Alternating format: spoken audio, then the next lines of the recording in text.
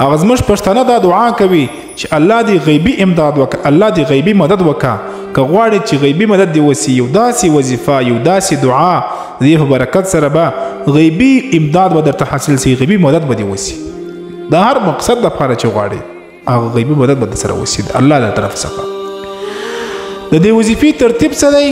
دا وظیفه څنګه ویل کېږي؟ نن به درته انشاءالله په دې باندې مکمله بحث وکړم او دا ویډیو د ثواب په خاطر باندې مخ ته ضرور درسره شیر کړي چې مسلمانانو ورونو ته خویندو ته ورورسیږي او هغه دا ووایي او ثواب الله تاسو ته درکړي.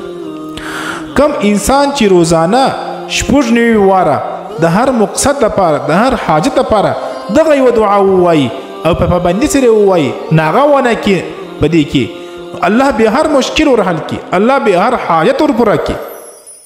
هغه دعا څه ده؟ حسبنا الله ونعم الوکیل. شپږ نوي واره به په ورځ کې وایي، د سهار لمانځه نه بعده یا د ماښام لمانځه نه بعده. دا مبارک وختونه دي.